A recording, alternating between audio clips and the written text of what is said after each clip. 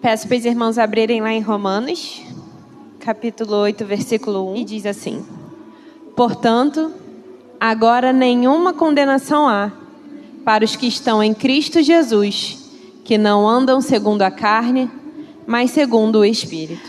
Hoje nós vamos dar prosseguimento ao entendimento do fruto do Espírito. E nós leremos só mais 3 textos. O primeiro está lá em João capítulo 15, a partir do versículo 1. E diz assim: Eu sou a videira verdadeira, e meu pai é o lavrador. Toda vara em mim que não dá fruto, atira, e limpa toda aquela que dá fruto, para que dê mais fruto. Vós já estáis limpos pela palavra que vos tenho falado. Está em mim e eu em vós. Como a vara de si mesma não pode dar fruto, se não estiver na videira, assim também vós, se não estiverdes em mim. Eu sou a videira, vós as varas. Quem está em mim e eu nele, esse dá muito fruto, porque sem mim nada podeis fazer. Se alguém não estiver em mim, será lançado fora, como a vara, e secará. E os colhem e lançam no fogo, e ardem. Se vós estiverdes em mim, e as minhas palavras estiverem em vós, pedireis tudo o que quiserdes, e vos será feito. Nisto é glorificado meu Pai, que deis muito fruto, e assim sereis meus discípulos. Então, temos muitos pontos importantes aqui. Esse aqui é o próprio Jesus falando. E, particularmente no Evangelho de João, merece uma leitura com um olhar assim, mais especial. Porque o Evangelho de João foi escrito justamente para trazer a divindade de Cristo. Mostrar que ele era muito além de um homem, que era muito além do que um Messias humano, né, que veio para justificar, para glorificar o povo de Israel. Mas sim que era o próprio Deus encarnado e presente na terra. E Cristo se declara aqui como a videira verdadeira. E nós como suas varas, como se fôssemos os galinhos. Então, videira, para quem não sabe, é o pé da uva. E nós seríamos os galinhos de Cristo. E o que é comum na agricultura? O galho, que dá muito fruto, ele se colhe os frutos e ele é limpo. Limpa ele de qualquer galinho que esteja, às vezes, com um funguinho, com algum defeito ali que pode prejudicar o restante do galho, até o restante da árvore. Pega-se ali também os frutos que não estão muito bons e descarta, mas vai se arrumando. Se ele estiver caindo, coloca-se ali um apoio para que ele consiga crescer, se guiando ali pelo lugar certo, de modo que consiga pegar sol, de modo que consiga pegar tudo de modo distribuído. Mas ele é limpo.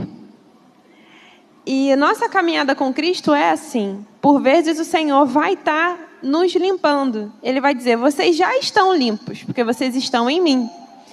E aqueles frutos são sinais dos nossos atos de fé. Como a pastora trouxe no domingo passado. No domingo não, foi no estudo. São os nossos frutos de justiça. Porque nós precisamos...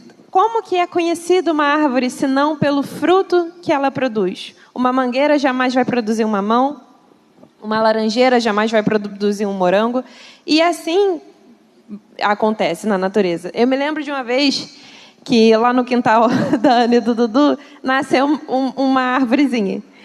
E a gente ficou meses para descobrir o que ela era, até dar o primeiro fruto. Porque é assim que a gente conhece, não é? Mas eles deixaram ali e falaram: vamos ver o que vai dar. Vai que é uma erva daninha. Mas não, no final era uma frutinha super rara, que Dudu pesquisou, nem lembro o nome. Mas que era uma frutinha super rara que um passarinho foi lá e plantou. Mas também há aqueles que não produzem frutos. E o próprio Cristo diz o que também vai acontecer. Isso se assemelha à palavra que o pastor trouxe no domingo passado. Né? Que esses galhos são retirados do meio da igreja, trazendo para nós assim, são retirados do meio da igreja, né? Cristo sempre faz alusão, às vezes, a isso, a coisas que são da sua própria criação, como o exemplo do joio e do trigo, né? Mas Cristo já diz aqui o que cada um significa, o que produz fruto e o que não produz fruto. E ele também sinaliza que aquele que produz fruto não produz de si mesmo. Nada daquilo que fazemos vem de nós. Nada daquilo que é bom que fazemos vem de nós. Vem do próprio Senhor, pelo Espírito que Ele colocou em nós. Se nos tirar dele, se nos tirarmos da videira verdadeira, a gente é um galinho seco, às vezes usado só para ornamentar uma casa. Minha avó vivia catando galho velho na rua, para fazer artesanato, vai virar uma arvorezinha da minha avó só. Mas não produz mais nada, e se bobear, ninguém nem sabe de que árvore ele fez parte, porque é só um galinho. Perde até a própria identidade quando é retirado da árvore mãe. E aquele que não produz fruto só revela aquilo que já não havia dentro de si, né? Que é o Espírito do Senhor, que é o próprio Cristo. E, portanto, esse é descartado e lançado no fogo. Só que tem 2 pontos muito interessantes dessa palavra que diz assim lá no versículo 7. Se vós estiverdes em mim e as minhas palavras estiverem em vós, pedireis tudo o que quiserdes e vos será feito. Aí a gente pode parar e pensar assim, nossa, isso é interessante. Já que eu sou um galinho que dá fruto, né? Já que eu sou um galinho que estou na videira verdadeira, então tudo que eu pedir tem que acontecer. Pensamento positivo. É só eu profetizar e vai acontecer. Só que não é isso que a palavra vai confirmar para a gente. Eu poderia muito bem pegar esse versículo isolado, declarar isso sobre a vida de vocês e vão daqui para fora declarando o que vocês quiserem. Mas seria mentira. E por quê? Porque a própria palavra ela vai continuar se explicando, ela vai continuar se aprofundando. E a gente não pode tirar a doutrina de um pedacinho só. E também, qual é o ponto? A principal coisa que diz aqui, as minhas, se estiverdes em mim e as minhas palavras estiverem em vós. Esse é o pré-requisito para tudo aquilo que a gente pedir vier a acontecer. Sendo que qual é o entendimento que a própria palavra de Deus nos dá? Seja feita a tua vontade. E detalhe, se a palavra de Deus está em mim, aquilo que eu pedir jamais vai ser para causar mal no meu irmão. Jamais vai ser para que eu me sinta melhor do que os outros. Jamais vai ser para uma pequena vanglória minha. Jamais vai ser para que eu envergonhe um inimigo lá fora e tal. Jamais vai ser por isso. Vai ser pelo bem da minha igreja. Vai ser pelo bem da minha família. Vai ser pelo bem daqueles que a humanidade já desistiu. Vai ser para que haja mudança nesse mundo. E aquilo que condiz com a palavra, de fato. Assim, no tempo certo e mediante o propósito certo, eu pedindo, Deus concede. Mas vai ter coisa que mesmo não ofendendo a ninguém, mesmo não ofendendo a posição de Deus na minha vida, mesmo olhando assim, fazendo total sentido de que tem um propósito, pode ser que ainda assim Deus também não me dê. Mesmo eu sendo uma serva, um servo fiel no Senhor. Por quê? Porque Ele sabe o que é melhor para a gente. É só por isso, porque é cuidado do Senhor. Então, que a gente não fique frustrado. Essa semana eu fiquei bem tristinha, fiquei bem mal também. Que eu achei que eu estava grávida e não estou, de novo. E aí parece que o tratamento, não sei se não está fazendo um certo efeito, mas eu vou ter que voltar no médico amanhã para ver se ajusta algumas medicações, porque o corpo não está funcionando de um jeitinho tão direito quanto era para estar. E tem um louvor que eu gosto muito, se eu não me engano, o nome dele é Graça. E eu estava justamente me deparando nesse texto quando eu li, e no primeiro momento que eu li esse versículo, eu falei assim, vem assim, né? E eu falei, caraca, Senhor, até parece que eu não te sirvo. Veio isso do meu coração, veio isso porque eu sou ruim mesmo, eu sou interesseira. E me veio isso e eu falei, caraca, Senhor, tanta gente aí fora, fazendo, sabe lá Deus o que? Sempre vem, não adianta falar que não vem, sempre vem esse tipo de pensamento. E na mesma hora me veio esse louvor que me corrigiu, acho que estava até tocando lá em casa, que diz assim: e quem sou eu para questionar o teu querer? E quem sou eu para querer mais do que tu tens para mim? A tua graça me basta para viver, a tua presença é minha riqueza, meu prazer.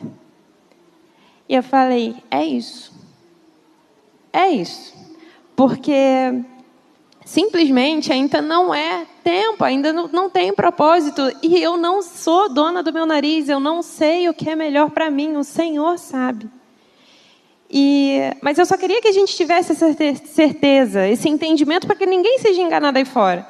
Por mais que você ande certinho com o Senhor, temendo ao Senhor, porque na mesma hora eu me arrependi e pedi perdão a Ele. Porque mais uma vez eu estava blasfemando, eu estava murmurando contra Ele, contra a vontade dEle, porque eu queria que a minha acontecesse.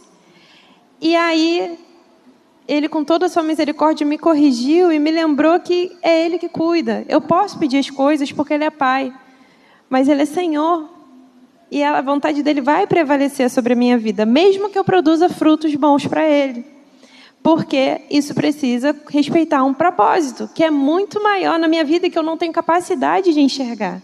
Mas o Senhor tem, o Senhor vê todas as coisas. Que nós tenhamos paciência para viver isso, para ler isso daqui com entendimento. De que sim, nossas orações são poderosas, de que sim, o nosso manifestar nessa terra é poderoso, o Senhor nos escuta sim. Mas há um propósito maior para todas as coisas, e nem sempre a gente vai enxergar isso. E nem sempre a gente vai pedir a coisa certa na hora certa. E Ele nem por isso vai errar na hora de dar as devidas coisas no seu devido tempo. E aí Ele continua no versículo 8 dizendo: nisto é glorificado meu Pai, que deis muito fruto, e assim sereis meus discípulos. Então a gente já tem um outro ponto para a gente ir para a parte principal da mensagem. Como que Deus é glorificado na minha vida? Quando eu dou muito fruto. Por quê? Porque dessa maneira, dessa forma, eu me torno um verdadeiro discípulo dele. Não existe discípulo que não gera fruto para o Senhor. Não existe. Não existe. E a gente vai continuar indo agora para o texto principal, que está lá em Gálatas, capítulo 5, versículo 16. Digo, porém, o seguinte: vivam no Espírito e vocês jamais satisfarão os desejos da carne. Porque a carne luta contra o Espírito e o Espírito luta contra a carne. Porque são opostos entre si, para que vocês não façam o que querem. Mas se são guiados pelo Espírito, vocês não estão debaixo da lei. Ora, as obras da carne são conhecidas e são imoralidade sexual, impureza, libertinagem, idolatria, feitiçarias, inimizades, rixas, ciúmes, iras, discórdias, divisões, facções, invejas, bebedeiras, orgias e coisas semelhantes a estas. Declaro a vocês, como antes já os preveni, que os que praticam tais coisas não herdarão o reino de Deus. Mas, Lúlia, a gente não vai falar do fruto do Espírito? Sim, mas até o apóstolo Paulo, antes de trazer o fruto do Espírito, ele já sinaliza quais são os frutos da carne. E não só esses, mas ele vai terminar dizendo: e todas as coisas semelhantes a estas, porque é uma infinidade de pecados. Então, como a pastora também trouxe para a gente não se limitar só no texto de Gálatas para os frutos que vêm do Espírito, mas também em questões de frutos da carne, são além dessas coisas também. Tudo aquilo que ofende a Deus, que ofende ao próximo, né, dentro da justiça de Deus, também poderia estar descrito aqui. Mas Paulo vai continuar dizendo no versículo 22. Mas o fruto do Espírito é amor, alegria, paz, longanimidade, benignidade, bondade, fidelidade, mansidão, domínio próprio. Contra essas coisas não há lei. E os que são de Cristo Jesus crucificaram a carne com as suas paixões e os seus desejos. Se vivemos no Espírito, andemos também no Espírito. Não nos deixemos possuir de vanglória, provocando uns aos outros, tendo inveja uns dos outros. Paulo estava até direcionando aos Gálatas, né, que era a igreja da Galácia. A igreja, olha só. Não era para os ímpios, era para a igreja da Galácia. E isso me fez lembrar todas as outras cartas. Porque se a gente vê aqui, o apóstolo está sinalizando frutos que seriam características que determinam tal coisa, né? Que ressaltam quem é da carne e quem é do Espírito. Sendo que eu sou da carne, e eu já dei aqui, eu sou da carne. Eu sendo humana, né? Eu vou apresentar tanto alguns aspectos da carne, quanto alguns aspectos do Espírito. Mas qual deve prevalecer? O Espírito do Senhor, claro. Mas eles não podem andar juntos, porque a própria palavra diz que eles são opostos entre si. E aquele que produz um, não pode produzir o outro. E quando o Espírito habita em mim, esse fruto, ele precisa acontecer. Ele precisa ser notório no meio da igreja. E Paulo está apontando justamente para a igreja da Galácia, falando assim, olha só, o que está nascendo aí, esse fruto que está nascendo aí, não é da videira verdadeira. Não é de Cristo. E não é só para essa igreja que ele vai falar, não. Ele vai falar para outras igrejas em outras cartas. Se vocês repararem certinho, ele vai estar acusando. Como é que pode vocês se dizerem filhos de Deus se tem dissensões entre vós? Se tem irmão fazendo contenda com outro irmão? Se vocês são tão carnais? Ele vai estar sempre trazendo isso. E, de novo, para a igreja. Não era para quem não conhecia o Senhor. Não era para quem não estava na igreja. Era para a igreja consolidada. Que ainda tinha ali, na liderança, às vezes, Pedro. Na liderança, às vezes, Barnabé. Né? Pessoas que andaram com Cristo. E não foi o suficiente para ficarem livres do erro. E Paulo vem esclarecendo a eles, olha só, isso não pode mais permanecer entre vocês. Porque como foi feita a oração aqui de início, a liberdade que temos em Cristo não é uma libertinagem para a gente viver do jeito que a gente quer. Vai ter passagens bíblicas falando assim, olha só, não volta para o cativeiro que vocês estavam, para o cativeiro do pecado, para o cativeiro dos vícios da carne que vocês não conseguiam se desvencilhar. Das vontades que vocês não conseguiam ter domínio sobre elas.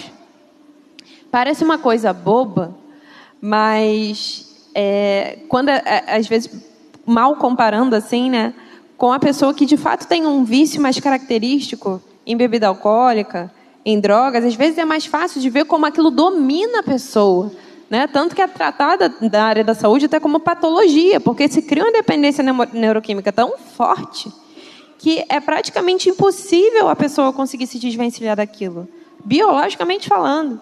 E assim é o pecado em nós. Que a gente nunca tem esse nariz em pé de achar, não, eu já estou limpa do pecado, não peco mais. Então, o que pode acontecer é de você não pecar mais em uma área específica. Não quer dizer que você vai deixar de pecar em outra. A gente tem, como cristão, a gente está andando de bicicleta, a gente está aprendendo a andar de bicicleta. Conforme a gente vai ali, a gente vai cambaleia, cai para um lado, cambaleia, cai para o outro, mas a ideia é cair cada vez menos. O pecado tem que ser um acidente na nossa vida. A gente não pode trazer ele na nossa caminhada com Cristo como é o meu jeito.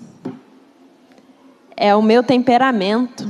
Fazer o quê? Eu nasci assim. Pois se ajeite. Porque nem Deus nem a igreja é obrigada a te tolerar do jeito que você é. Você é ruim, eu sou ruim. Cristo nos chamou para sermos consertados. Amém? E justamente nesse âmbito, quais frutos a gente tem apresentado, né? Eu sempre oro isso ao Senhor, que eu fico pensando assim, eu falo, Senhor, será que quando eu morrer, o que será que vão falar? Eu não quero que lembrem uma coisa meio Aquiles de Troia, eu quero que meu nome seja lembrado eternamente. Não, eu quero isso. Mas assim, o que é? Porque minha avó brinca, né? Que todo mundo quando morre vira bonzinho. Ninguém lembra os defeitos e tudo mais. Mas eu me deparei com a senhora que ela tinha perdido a filha. E ela falou assim, todo mundo fala para ela, né? Meio que inevitavelmente. Assim, mas pelo menos ela descansou. ela tá no lugar melhor agora e tudo mais. Sendo que a filha dela não era cristã. E essa senhora, ela falou assim para mim, eu não falei isso para ela não, que estava melhor, nem nada não, mas ela falou, Luísa, na verdade, eu não sei para onde ela foi. Eu não sei. O Senhor sabe, Ele é o único digno de determinar isso sobre a vida de cada um aqui. E era minha filha, eu amava muito, mas era uma pessoa muito difícil. Eu não sei para onde ela foi. Mas o meu Senhor fez o que era certo fazer, porque Ele é justo. E eu fiquei, gente... Ela reconheceu pelos frutos da filha. Que ela tenha se arrependido no seu último suspiro, né? Que ela teve uma doença bem complicada. A gente já não conseguia ter uma certa comunicação com ela para saber de fato, né, o que se passava na cabeça. Mas, assim, de uma maturidade, né, da mãe falando da filha. E eu falei, Senhor, pelos frutos. A própria mãe reconheceu. E aí eu me questionei, Senhor, que frutos vão lembrar quando eu me for? Que frutos eu tenho deixado para a tua igreja? Para o mundo mesmo, Senhor, para os meus colegas que não são cristãos. Como eles vão lembrar? Será que eles vão lembrar de Cristo quando falarem de mim? Será que eles vão lembrar que eu perturbava eles? Que eu era um ombro amigo? Que eu era uma pessoa de dar bons conselhos porque eram pautados em ti? Ou será que vão lembrar que eu era uma pessoa egoísta? Ou será que vão lembrar que eu nunca tinha tempo para ninguém? Como é que vão lembrar, Senhor? Será que meus frutos estão visíveis à tua igreja? Será que eles estão alcançando as pessoas que eles precisam alcançar? Porque o fruto do Espírito, ele é um presente que o Senhor nos deu, né? Nós, por conta do pecado, fomos apartados do Senhor. Sem um homem ser digno na face da terra. E o próprio Deus, quando olha para a nossa miséria, Ele fala, eu pago essa dívida. Porque eu quero eles perto de mim. Porque nem para pagar a dívida a gente servia. Nem o Serasa estava querendo a gente. E o próprio Cristo se faz carne, habita entre nós, anda reto até o fim de seus dias na terra. É morto, inocente, pagando pelos mais perversos dos pecadores. Mas, quando Ele faz isso, Ele deixa uma porção dele em nós, o Consolador, que é o próprio Espírito, que é Deus.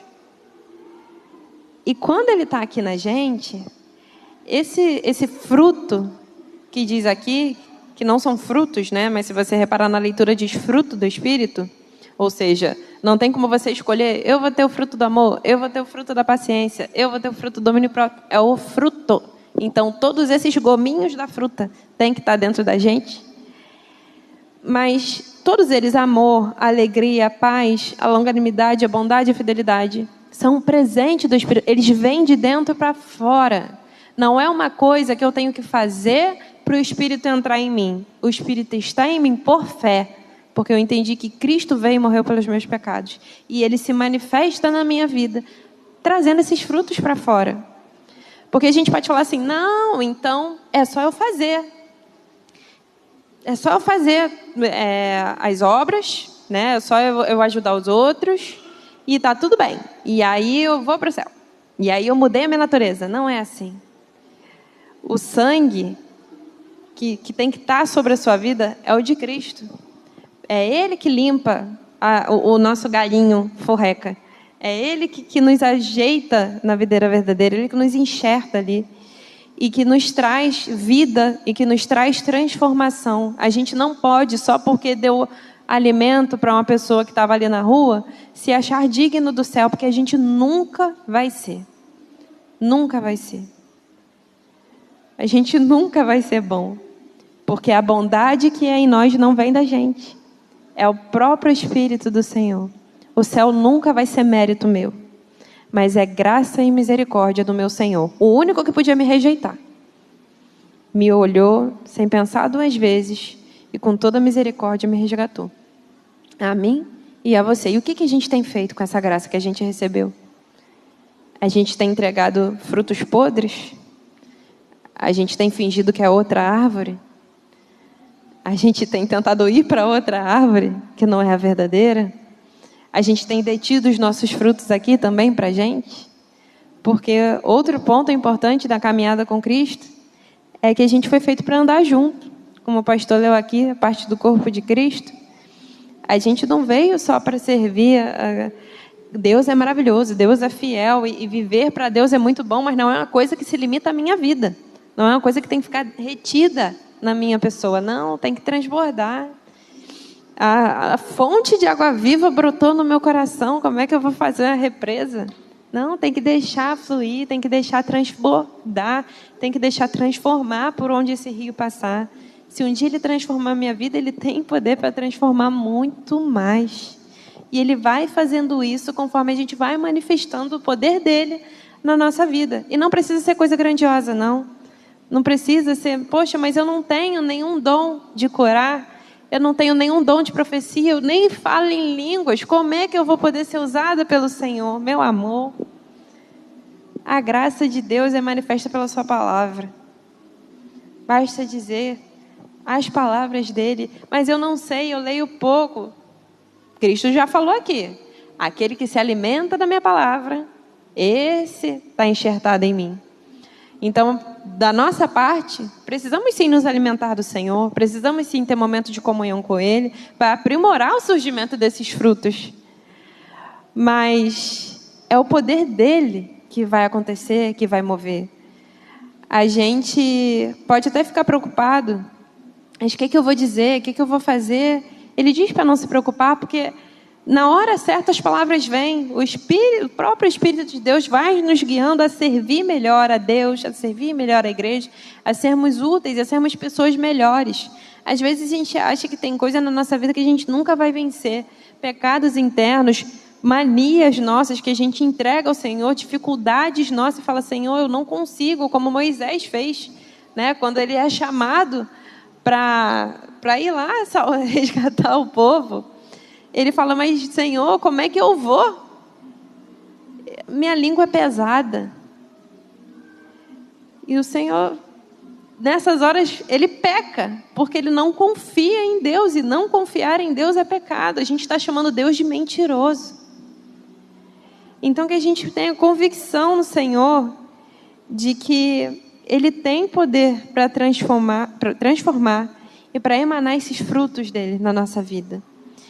E cabe a nós repudiar os frutos da carne, a imoralidade, a mentira, a fofoca, o ciúme, as contendas, as invejas, porque isso não condiz com aqueles que estão enxertados na videira verdadeira.